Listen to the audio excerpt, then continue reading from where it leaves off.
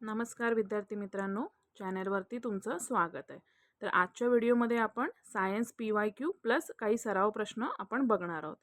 अभ्यास करत असताना नेहमी सायन्स हा विषय असा आहे की तो इग्नोर केला जातो किंवा बरेच विद्यार्थी नाही वाचत हे.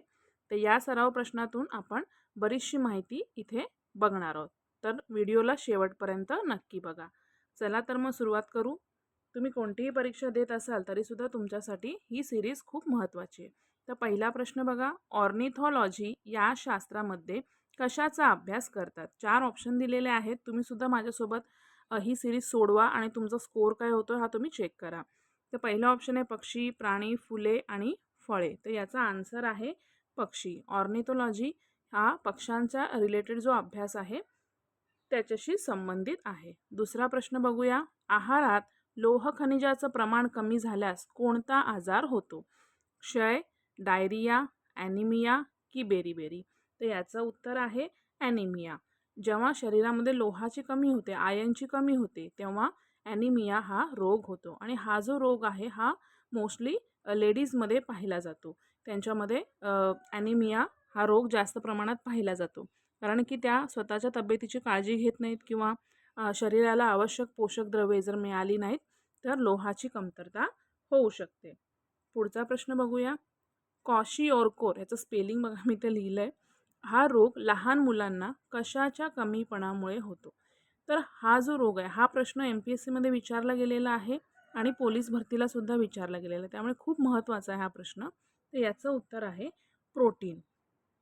प्रोटीन हा असा एक आपला आहारातला भाग आहे जो खूप कमी प्रमाणात आपल्याकडून घेतला जातो. जास्त करून आपण कर्बोदके खातो, भात खातो किंवा चपाती खातो आणि भाजीची क्वांटिटी ही आपली नेहमी खूप कमी असते आणि भाजीतही असं नाही आहे की आपण प्रोटीन रिच जे जेवण आहे ते करतो. त्यामुळे भारतामध्ये बऱ्याच लोकांमध्ये प्रोटीनची कमतरता ही जाणवते. पण जर लहान मुलांमध्ये खूपच प्रोटीनची कमतरता झाली तर त्यांना क्वॉशियोरकोर हा रोग होऊ शकतो. नेक्स्ट क्वेश्चन बघूया. चौथा प्रश्न बघा, दैनंदिन आहारात फॉस्फरसच्या त्रुटीमुळे हा आजार संभवतो. फॉस्फरस हे एक आपल्या शरीराला आवश्यक असणारं खनिज आहे. मग याच्या कमतरतेमुळे कोणता रोग आपल्याला होऊ शकतो? तर वाढ खुंटणे. तर एखाद्याच्या शरीरामध्ये फॉस्फरसची जर कमी झाली तर ग्रोथ व्हायला अडथळा निर्माण होतो. बाकी जर तुम्ही ऑप्शन बघाल, बाकी ऑप्शन्स बघा इकडे. पहिला आहे रात आंधळेपणा. नाईट ब्लाइंडनेस हा विटॅमिन एच्या कमतरतेमुळे होतो. त्यानंतर ॲनिमिया आता आपण आत्ताच बघितलं की लोहाच्या कमतरतेमुळे होतो. गलगंड ज्याला गॉयटर असं म्हटलं जातं, हा आजार हा थायरॉइड ग्रंथीशी संबंधित आहे. त्यानंतर फॉस्फरसचं आपण पाहिलं की वाढ खुंटणे हे आपला आन्सर आहे. तर नेक्स्ट क्वेश्चन बघूया, मेनिंजायटिस ज्याला इंग्लिशमध्ये पण मी लिहिलं आहे, हा रोग कोणत्या अवयवाशी संबंधित आहे? तर मेनिंजायटिस जो आहे हा मेंदूशी रिलेटेड आहे. आपल्या मेंदूमध्ये मेनिंग्ज नावाचा एक महत्त्वाचा भाग आहे. त्याला होणारा दाह म्हणजेच मेनिंजायटिस. तर त्या दाह झाल्याने आपल्याला अचानक ताप येऊ शकतो, डोकेदुखी होते किंवा आपली मान जी आहे ती अशी अखडल्यासारखी होते. तर अशी लक्षणे त्याच्यामध्ये दिसून येतात. पुढचा प्रश्न बघूया, लिझा किंवा लायझा इंग्लिशमध्ये बघा इथे लिहिलं आहे, या विषाणूमुळे कोणता रोग होतो? ऑप्शन्स आहे स्वाईन फ्लू, सार्स, डेंग्यू किंवा रेबीज. तर याचा आन्सर आहे रेबीज, ऑप्शन नंबर 4. तर लिझा हा जो विषाणू आहे हा रॅब्डोव्हायरस या फॅमिलीमधलाच एक विषाणू आहे आणि याच्यामुळे रेबीज हा रोग होतो. हा जो लिझा व्हायरस आहे हा मोस्ट ऑफ जे बॅट असतात वटवाघूळ त्यांच्या चावण्यामुळे हा रोग होऊ शकतो. आणि बाकी तर आपल्याला माहिती आहे की कुत्रा चावल्यामुळे सुद्धा आपल्याला रेबीज होतं. पण लिझा विषाणू जो आहे तो मोस्टली वटवाघुळांच्या चावण्याने आपल्याला रेबीज हा रोग होतो. बाकी जर तुम्ही ऑप्शन्स बघाल, स्वाईन फ्लू H1N1 विषाणू आहे. त्यानंतर सार्स. सार्स हा कोविडचाच एक प्रकार आहे. सार्स कोविड-1 नावाचा जो विषाणू आहे त्या विषाणूमुळे हा सार्स आपल्याला रोग होऊ शकतो. तर सार्स हा काय आहे तर सिव्हिअर ॲक्यूट रेस्पिरेटरी सिंड्रोम. तर सार्ससुद्धा कोरोनाचाच एक प्रकार आहे. त्यानंतर डेंग्यू आपल्याला माहिती आहे एडिस इजिप्ती या मादी मच्छराच्या चावण्यामुळे आपल्याला हा रोग होऊ शकतो. त्यानंतर रेबीज आपण आत्ताच बघितलं की लिझा व्हायरससुद्धा जबाबदार आहे आणि कुत्रा चावल्यामुळे किंवा वटवाघूळ वगैरे चावल्यामुळे हा रोग होतो. नेक्स्ट बघूया हेमॅटोलॉजी. हेमॅटोलॉजी हे शास्त्र कशाशी संबंधित आहे? तर हेमॅटोलॉजी हे जे शास्त्र आहे हे लक्षात ठेवा, रक्ताशी संबंधित आहे. पुढचा प्रश्न बघूया. प्राण्यांमधील सर्वात मोठा संघ कोणता? तर प्राणीशास्त्रावरती आज MPSC मध्ये सुद्धा बरेच प्रश्न विचारले जातात आणि पोलीस भरतीमध्ये सुद्धा विचारले जातात. तलाठी सुद्धा येत आहे, त्यासाठी सुद्धा हा टॉपिक खूप महत्त्वाचा आहे. तर प्राणीशास्त्रावरती मी सेपरेट व्हिडिओ बनवून टाकणार आहे आणि तुम्ही मला कॉमेंटमध्ये सांगा की तुम्हाला कोणत्या टॉपिकवरती व्हिडिओ हवा आहे. तर चला प्रश्नाकडे वळूया. प्राण्यांमधील सर्वात मोठा संघ कोणता? प्लॅटीहेल्मिथन्स, पोरीफेरा किंवा पेरिफोरा असंही म्हणतात, प्रोटोझोआ आणि आर्थ्रोपोडा. तर याचा आन्सर आहे आर्थ्रोपोडा संघ. आर्थ्रोपोडा संघ म्हणजे आर्थोज म्हणजेच काय, संधियुक्त पाय असतात त्यांना. प्रचलनासाठी त्यांना खूप सारे पाय त्यांना असू शकतात. ठीक आहे. आणि हा सर्वात मोठा प्रगत म्हणजेच हा कीटक वर्ग जो आहे हा आर्थ्रोपोडा संघामध्ये येतो. जसं की विंचू सुद्धा आलं, ढेकूण, उवा, ह्या सगळे हे जे प्राणी आहेत, कीटक वर्ग जो आहे हा आर्थ्रोपोडा संघामध्ये येतो. बाकी ऑप्शन्स जर बघाल, प्लॅटीहेल्मिथस या संघामध्ये चपटे जे कृमी आहेत, जे जास्त करून आपल्या शरीराच्या आतमध्ये सुद्धा वाढतात, अंतःपरजीवी आहेत ते. ज्याच्यामध्ये एक्झाम्पल्स आपण म्हणू शकतो लिव्हर फ्ल्यूक, फ्लॅटवर्म, टेपवर्म, असे जे एक्झाम्पल्स आहेत हे प्लॅटीहेल्मिथस या संघामध्ये येतात. पेरिफोरामध्ये जे स्पंज प्रकाराचे जे प्राणी आहेत, जे एकाच जागी असतात, जे प्रचलन करत नाहीत, ते पोरीफेरा संघामध्ये येतात. प्रोटोझोआ हे एकपेशीय प्राण्यांचा संघ आहे आणि आपला आन्सर होतं आर्थ्रोपोडा, जो प्राण्यांचा सर्वात मोठा संघ आहे. 9वा प्रश्न बघूया. वटवाघुळाचा समावेश कोणत्या वर्गात होतो?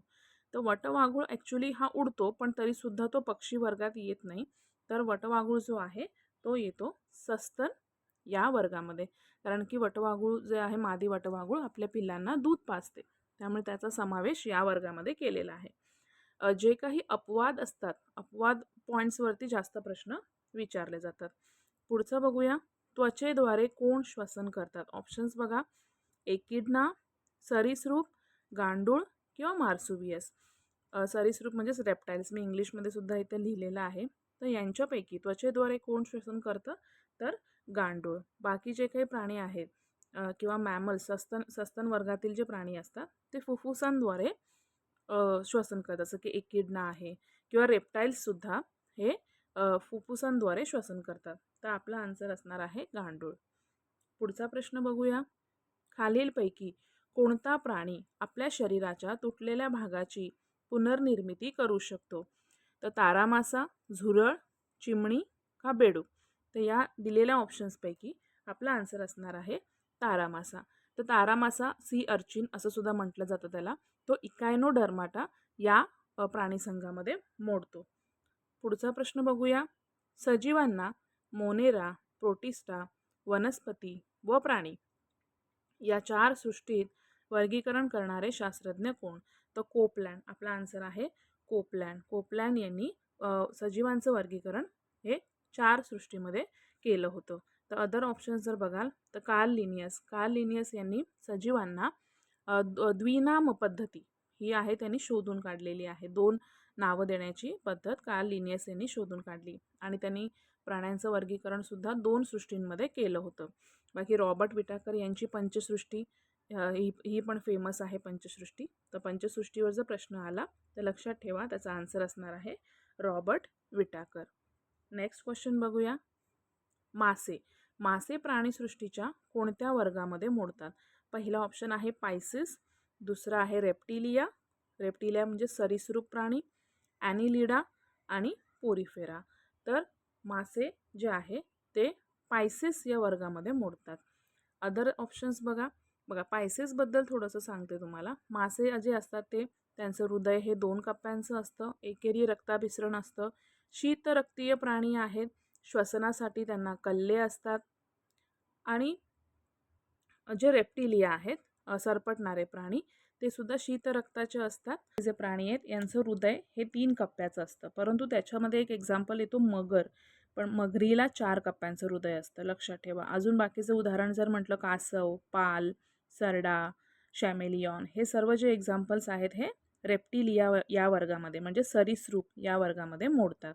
त्यानंतर ॲनिलिडा हे यांचं शरीर खंडीभूत असतं, जसं की बेस्ट एक्झाम्पल आहे गांडूळ, लीच आणि नेरिस हे एक्झाम्पल या ॲनिलिडाचे आहेत. आणि पेरिपोराचं मी तुम्हाला सांगितलं की स्पंज, सर्व प्रकारचे जे स्पंज आहेत ते या वर्गामध्ये मोडतात.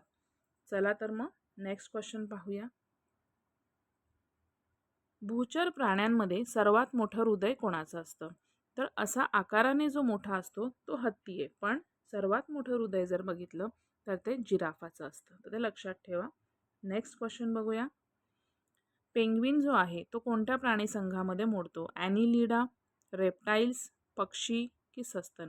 तर पेंग्विन लक्षात घ्या हा पक्षी वर्गामध्ये ओढतो. जरी तो उडत नसला तरी सुद्धा पेंग्विन हा प्राणी पक्षी वर्गामध्ये मोडतो, कारण की त्याचे जे हात आहे त्यांचं रूपांतर हे पंखांमध्ये झालेलं आहे.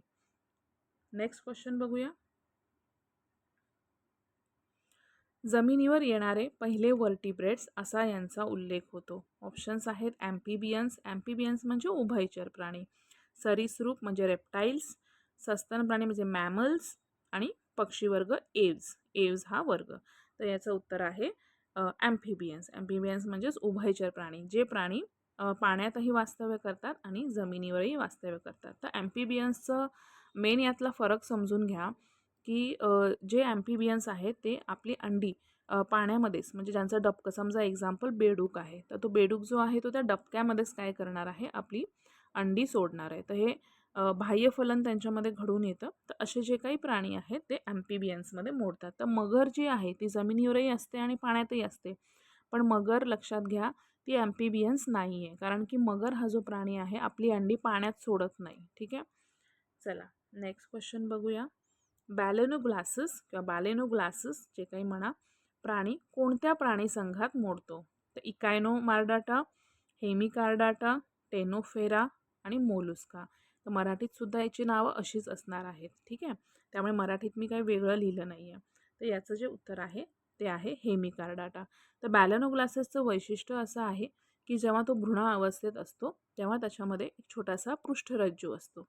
त्यामुळे हेमिकार्डाटा हा जो संघ आहे या संघाला काय म्हटलं जातं की समपृष्ठरज्जू आणि असमपृष्ठरज्जू प्राणी यांच्यातील हा दुवा असणारा संघ आहे, की पूर्णपणे डेव्हलप झालेला सुद्धा पृष्ठरज्जू नाही आहे आणि अगदीच नसलेला सुद्धा नाही आहे. त्यामुळे या प्रश्नाचं जे उत्तर आहे मग त्याचं एक्झाम्पल जे आहे ते आहे बॅलेनोग्लासस. हे लक्षात ठेवा. नेक्स्ट क्वेश्चन बघूया. आता बघा, कासव, मगर, शॅमेलियॉन, आताच मी तुम्हाला सांगितलं या प्राण्यांचा संघ कोणता आहे. आणि कासव, शॅमेलियॉन हे सर्व सरीसृप म्हणजेच रेप्टिलिया या वर्गामध्ये मोडतात. पुढचा प्रश्न पाहूया. पॉलिकायटा, ॲलिगोकायटा आणि हिरोडेनिया हे प्रकार कोणत्या संघातील प्राण्यांचे आहेत? तर मुख्य जे संघ आहे त्याच्यावरती तर प्रश्न असतातच, पण तुम्हाला इन डेप्थ जर विचारायचं असेल तर अशा प्रकारचे प्रश्न तुम्हाला विचारू शकतात. तर ऑप्शन्स आहेत आर्थोपोडा, प्लॅटीहेल्मिथस, ॲनलिडा किंवा यांपैकी नाही. तर याचं जे आन्सर असणार आहे ॲनिलिडा या प्राण्यांचे हे असे 3 प्रकार पडतात. कोणते कोणते? पॉलिकायटा, ऑलिगोकायटा आणि हिरोडेनिया हा एक प्रकारचा लीच हा प्राणी आहे की जो रक्त शोषून घेतो. पुढचा प्रश्न पाहूया. सरपटणारे प्राणी हे असतात. तर हे PYQ आहे. तर अशा प्रकारचे 4 ऑप्शन्स दिलेत बघा. शीत रक्ताचे, गरम रक्ताचे, ऐकू न येणारे आणि अंडी न घालणारे. तर सरपटणारे जे प्राणी ह्याच्यातलं बेस्ट आन्सर काय असणार आहे? तर शीत रक्ताचे प्राणी असतात. याचा आन्सर पाहूया आपण. ते आहे आन्सर फर्स्ट ऑप्शन शीत रक्ताचे. नेक्स्ट क्वेश्चन पाहूया. बेडूक हा प्राणी या वर्गातील आहे. उभयचर, सरीसृप, मत्स्य आणि सस्तन. तर बेडूक हा जो प्राणी आहे हा उभयचर वर्गातला आहे. जसं मी तुम्हाला म्हटलं की बेडूक मादी जी असते ती आपली अंडी पाण्यामध्ये सोडते, म्हणजे जे डबकं असतं त्या पाण्यामध्ये ती तिची अंडी सोडते आणि मग नर बेडूक जो असतो तो येऊन त्यावरती शुक्राणू फवारतो.